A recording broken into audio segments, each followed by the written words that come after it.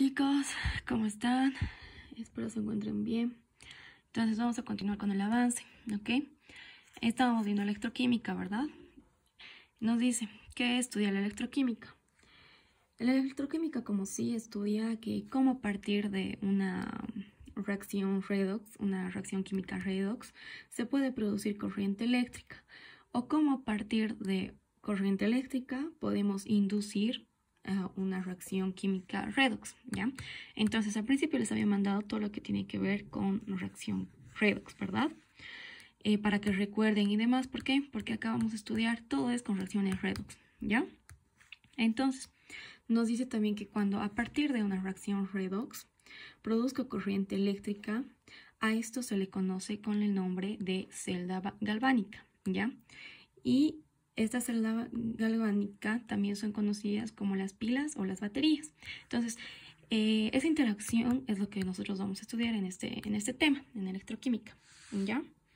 A ver, entonces, cuando una reacción química de tipo redox nos dice produce corriente eléctrica, entonces se tiene las llamadas celdas galvánicas, ¿ok? Entonces, miren, cuando una reacción química de tipo redox esta reacción produce corriente eléctrica, entonces se tiene las celdas galvánicas, ¿ya?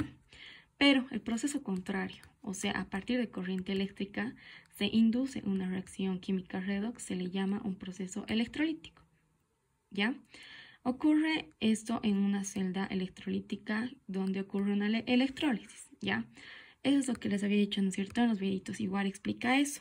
Entonces, que quede claro que cuando es una reacción química de tipo redox produce corriente eléctrica, entonces se produce estas celdas galvánicas, ¿verdad? Pero el caso contrario, que es de corriente eléctrica a reacción química, entonces ese proceso se llama electrolítico.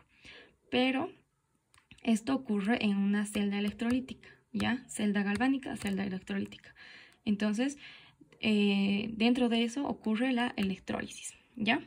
A ver, ahora vienen las celdas, ¿no es cierto? Igual le he mandado un video para que entiendan mejor cuáles son los componentes y demás.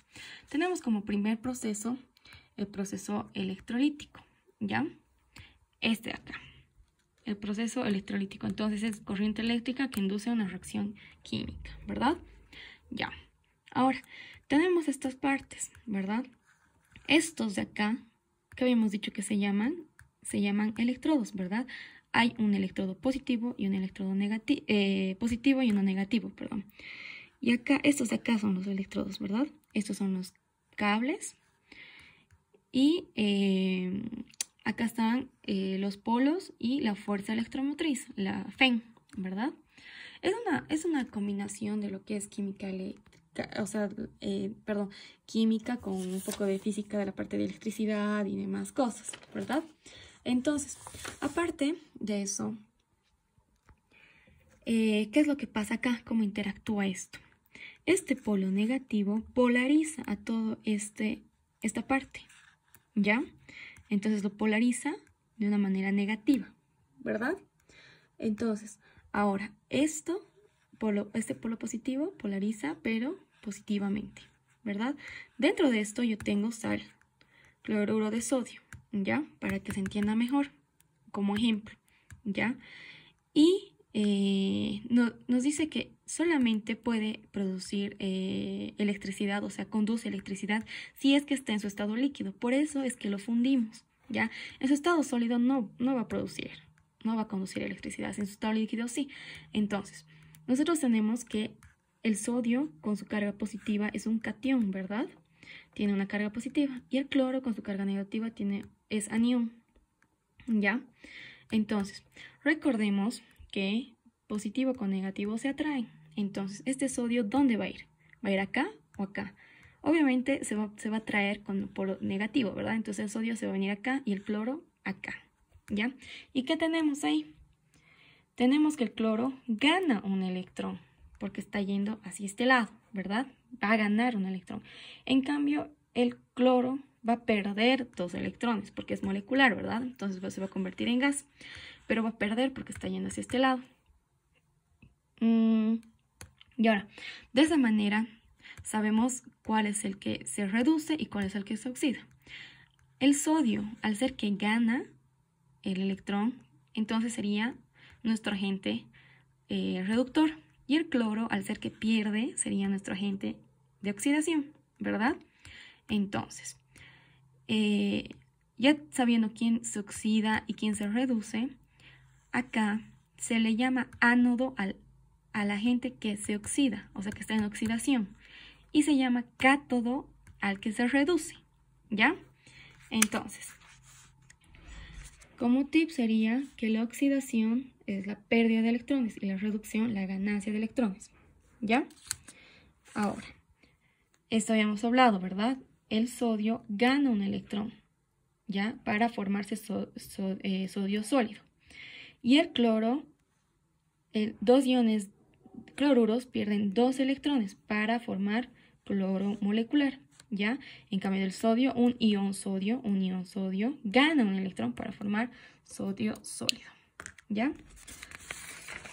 Ahora que ya sabemos cuál se oxida, cuál se reduce y demás, entonces nosotros tenemos que el cátodo es el que se reduce, ¿verdad? Está en reducción. El cátodo en este caso sería el sodio, ¿verdad? Gana un electrón y se convierte en sodio sólido.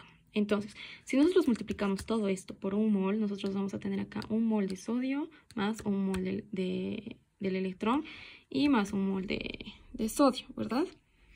¿Qué tenemos? Que 96.500 coulomb es un mol. ¿De dónde sacó esto? Sabemos que un mol es 6,02 por 10 a la 23, ¿verdad? El número de Avogadro. Y sabemos que la carga del electrón es 1,6 por 10 a la menos 19 coulomb. Si nosotros hacemos la operación de multiplicar, nos va a salir aproximadamente este número, pero en bibliografía hacer revisado y redondea automáticamente hasta este número, ¿ya? Entonces se trabaja como un parámetro con 96.500 coulomb, que esto equivale a un Faraday, ¿ya? Y entonces tenemos que 96.500 coulomb tenemos 23 gramos de sodio, que es de un mol, ¿verdad? Del sodio.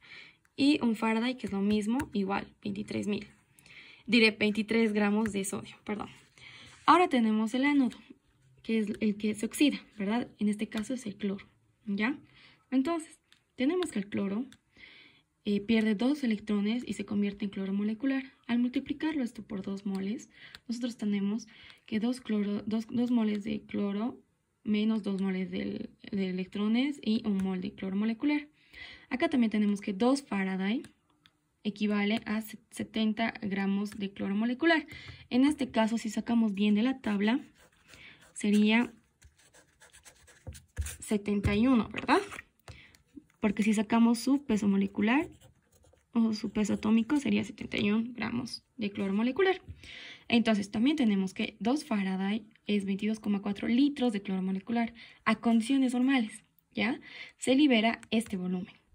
Igual, 2 por 96, porque un Faraday, recordemos que es 96.500 coulomb. Entonces tenemos 2, solamente reemplazamos, tendríamos 22,4 litros de cloro molecular. Entonces a condiciones normales se libera todo este volumen, ¿ya? A condiciones normales, entonces no hay problema.